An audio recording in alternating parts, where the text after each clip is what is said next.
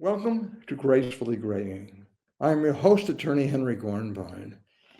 Today on Gracefully Graying, we will be discussing a very important issue, and that is what happens when you can no longer live on your own and need to, as we say for a lack of a better word, go to agencies such as Stepping Stones for Seniors. And today, I'm pleased to welcome Melissa Kutinsky of Stepping Stones for Seniors, who will discuss some of these important steps as we are aging or have aging parents. Melissa, welcome to Gracefully Graying. Thank you for having me. First of all, why don't you tell our viewers a little bit about who you are and your background? Sure. I have a license in social work. I have my master's, and I've been working in this field for about 20 years. My partner, Dana Jaffe, and I started Stepping Stones about a year and a half ago, and we love seniors, and that's where our heart is. So that's why I'm here. What was your main reason for starting Stepping Stones for Seniors? We really wanted to help seniors on our own terms. We both worked at a company for a long time, and we were just ready to do this on our own where we could help people and do it the way that we wanted. What did the company do, without naming the company, just out of curiosity? We provided personal care services in some independent and assisted living communities, and we had home care and hospice. So we were community liaisons for that company. Great name. Why don't you tell us about Stepping Stones for Seniors? I mean, it's really a great name. I don't know how you came up with it, but you did very well. Thank you. So we feel that we are partners in this journey with whether it's children of the senior or family members or even just a friend. We're here for that journey, embracing the journey one step at a time. Let's say you have a parent who's reaching a point where he or she can no longer really, I guess, live on his or her own. Often it's with the result of the death of a spouse. Sometimes there's an illness. Sometimes more and more frequently, they may be something with regard to Alzheimer's or dementia and, loss of cognitive ability, a loss of physical ability. So how do you help find the best place for your family or senior when you can no longer live on your own? So the first thing we do is we meet with the senior and we find out where they're at. So physically, what do they need help with? Is it somebody who just needs a little bit of help, just reminders to take their medication, all the way up to maybe they have a feeding tube or they need a lot of care. Their dementia, like you said, is progressing and they need help with all of their activities of daily living. So we're finding out what the needs are, what the person's budget is, and what area they want to be in. And then we help them from there to find the right place. Do you meet with the seniors? Do you meet with family members? I mean, often it seems like a senior may be in denial. Often a family member is in denial too, and it's a tough step. I mean, living on your own, giving up independence, moving to whether it's a senior residence or an assisted living facility, it's a big step. So how do you help people cross this threshold? Absolutely. That's our specialty. And so if the family wants to meet without the senior first, we can do that. They kind of give a background. And then at some point, we're meeting with the senior. Sometimes it's the family going to visit the two places that we recommend and kind of narrowing it down and then taking the senior at that point. So it really depends on the situation, but a lot of times we're meeting with both the family and the senior. Melissa, what are some questions about the aging process that we should be cognizant of? That's a great question. And there are so many options out there. And so sometimes asking the doctor that they're working with, their primary care doctor, to say, do you think my loved one needs to move into a senior community, whether that's assisted living, a memory care, a group home, and they can give ideas for that. And other questions that they can ask are, what is the difference between these communities, to figure out where their loved one fits into? And I help with that process too. It's interesting. As I drive around the area and we both live in the same community, it seems like at every intersection there's another senior residence, assisted living facility. I mean, they come in all shapes and sizes. And how do you help someone go and differentiate between them? I mean, it seems like there's so many, and I've personally been involved with some with my father, with my mother. I've also been involved with other family members, and the quality of care varies, the costs vary, and Definitely. it can be very frightening, to say the least. And it's not one size fits all. There are so many different communities, and each one has a different price, a different acuity. There are all different aspects. And so really getting that budget from the person or their family and what area they want to be in is how we kind of narrow it down. How do you help someone go from a home to a senior residence? It's a lot. It's a lot of steps. So I have resources for people that can help sell the house. I have people that can help organize their stuff, whether that's for an estate sale or just even to give away things in their home if they've been there for 50 years. Then, I mean, really all of the resources, we have a lot of, whether it's transportation, we have resources for that. So it sounds like you provide one-stop shopping through your connections, helping someone move, helping make that decision, finding the right place. So these are all steps that you assist people with. Yeah. What is someone comes to you, typically, I'm sure people just, unless there's an emergency, and maybe the emergency is what triggers something where someone has a fall or can no longer be mobile, then something. But what is the typical process from someone perhaps talking to you to someone making a decision?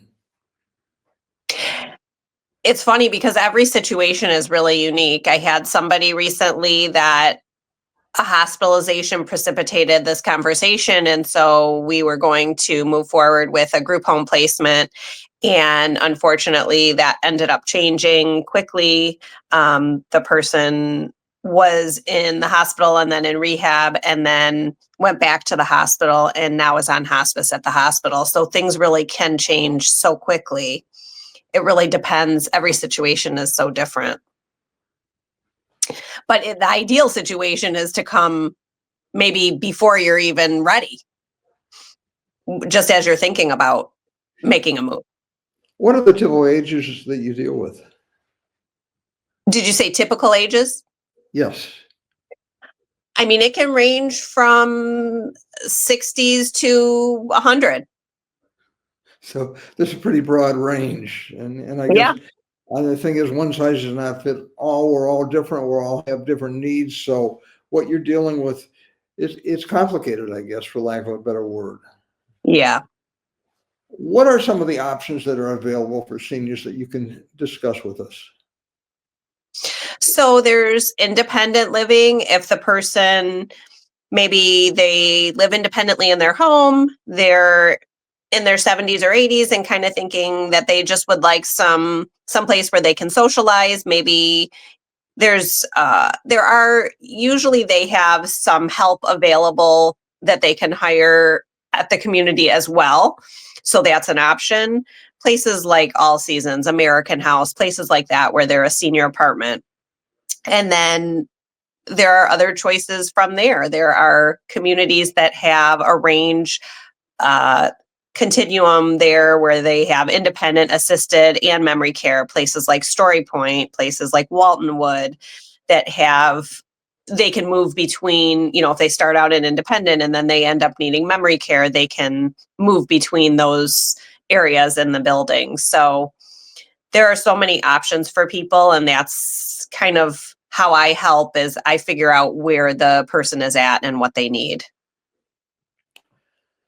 Let's talk about different types of facilities. What are the pros and cons of group homes, which I'm just learning about, versus assisted living facilities, which can range in size from, maybe a facility that'll handle 50 or 60 to maybe well over 100. So tell us about some of the pros and cons.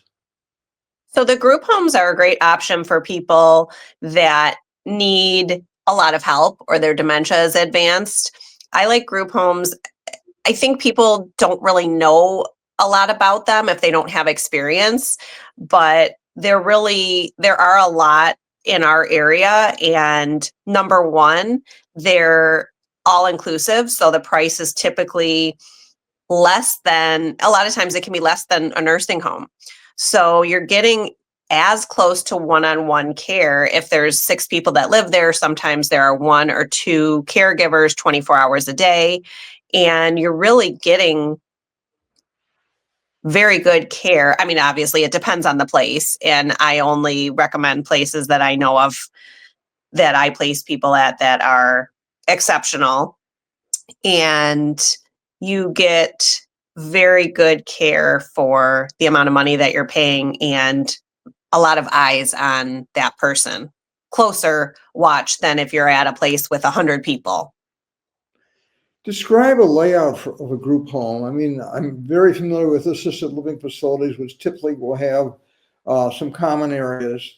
There'll be dining room areas, and then there'll be little bedrooms that are coming off of a common hall. And I know, like typical assisted living facilities, there will be a memory care floor, which is kind of usually on the top level and is not easily accessible, with the idea that people can't be wandering in and out. So how does a group home handle this, especially if someone is severely impaired with dementia or Alzheimer's and no longer has any cognitive ability, for lack of a better word? A lot of times it's a ranch home, and so everything is on one level.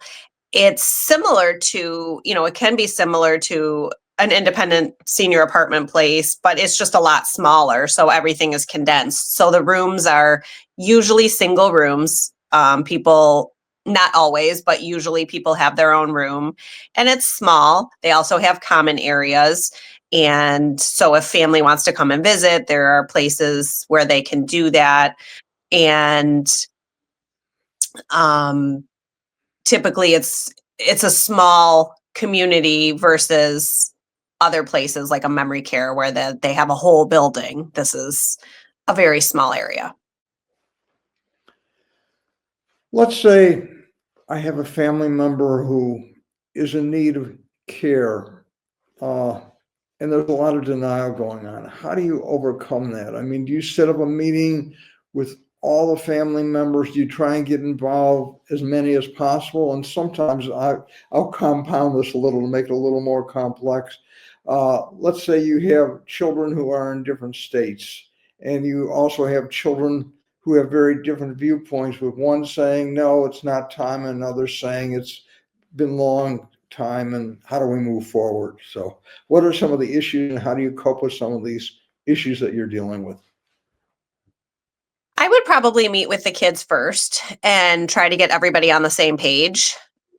I would meet with the senior as well to see what I'm seeing. So if I feel like they don't need to move and they can be at home for another period of time, I can recommend that. But I would try to get the kids all on one page, because having that, one person saying one thing, one person saying another thing, I think that's just very difficult for the senior. And so I would really try to meet with them first and get everybody on the same page. Well, there's certain topics that you broach. I mean, it's kind of a sensitive thing, and a lot of people, it's like let's face it, seniors are afraid they're being warehoused. And so Of course. how do you overcome some of these natural tendencies or phobias, for lack of a better word? Well, I would meet with the senior to find out.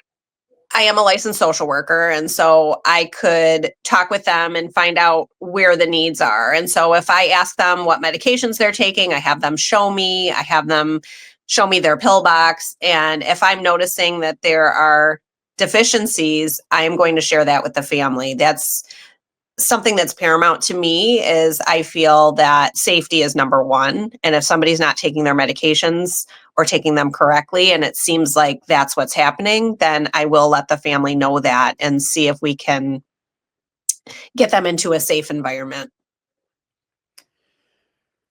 You said, because you're intimately involved, how do you evaluate the quality of a care facility? I mean, let's face it, I'm sure there's a whole range of facilities, and someone walking in doesn't know it, and they may be swayed by some nicer, shiny surfaces, but find out that the care is not good or there's a lack of care. So, how do you evaluate who's good and who's bad in this industry?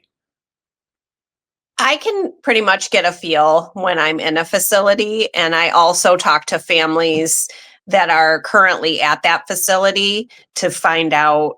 And sometimes I ask for references as well to find out where is there anything that they're unhappy with, and really nail it down to see if this is a place that I would recommend.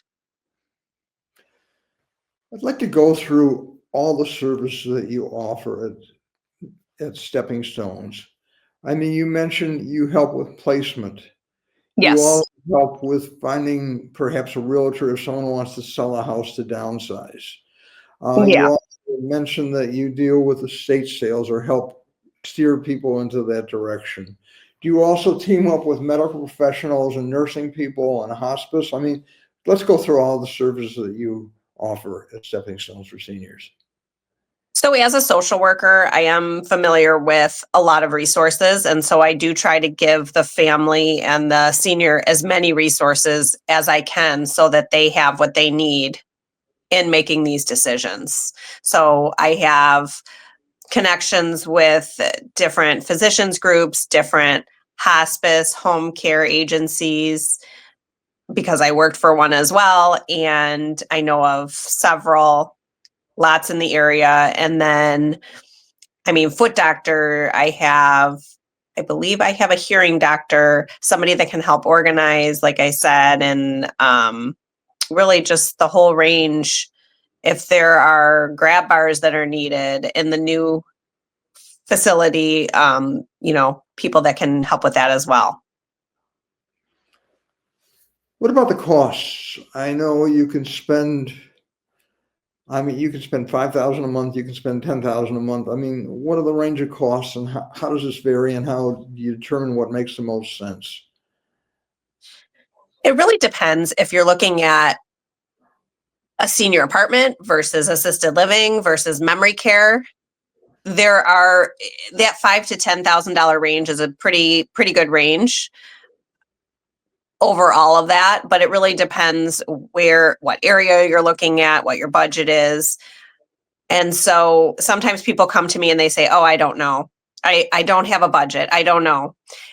And they want to look at places. And I say, I would like you to nail down some type of number, even if it's a range, a couple $1,000 range. I would like a number, because otherwise I feel like you're just throwing darts at the wall, and it's too overwhelming to look at that many places if you don't even know how much you have to spend. So you really, I guess when you're dealing with a family, you start kind of with a budget, so to Yes. speak. I mean, what can you afford? But And some I've people have long-term care insurance. and long-term care insurance is very hard to get these days. And I mean, I'm very familiar. I have it, and it costs a lot. And I hope I never need it, but if I ever need it, I mean, it can provide a lot of money. But for most people, it's not available, especially if someone has a pre-existing condition. So, from what I know, in that area, it's very, very difficult to obtain long-term care insurance. Is there government assistance that is involved as well in some situations? Yes.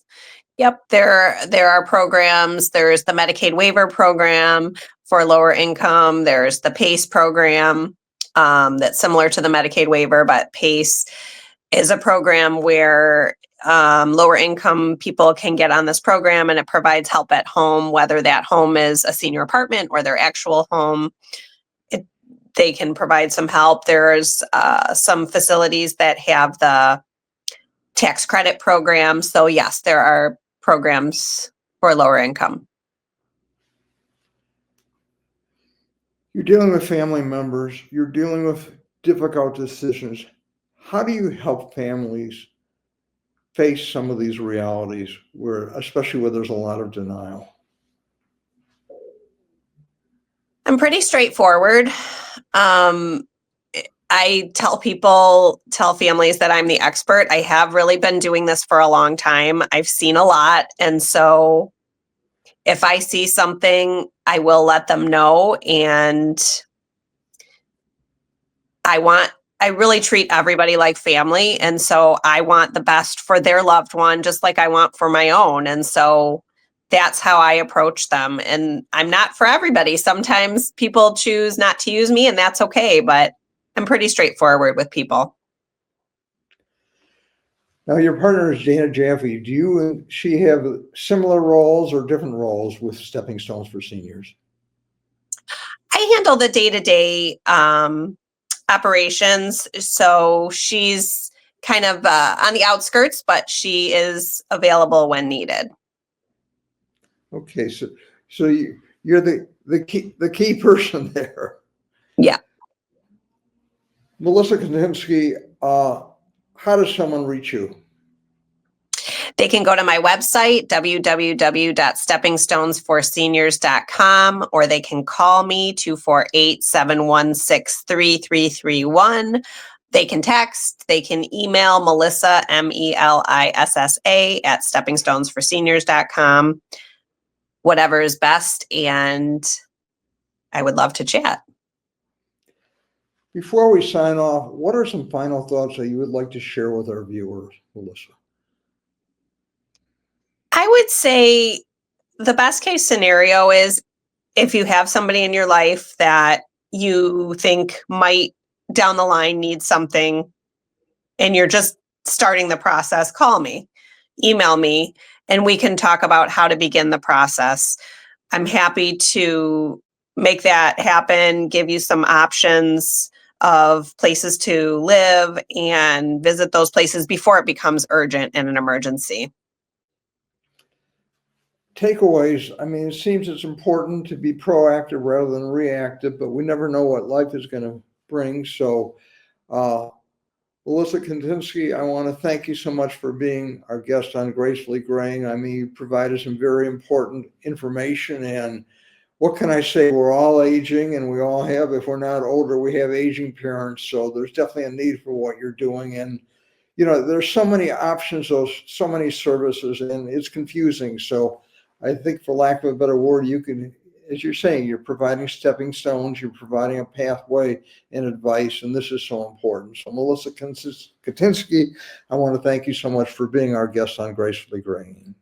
Thank you very much for having me. I want to thank our sponsors and our viewers, of course, for watching Gracefully Graying and making these shows possible. Thank you so much.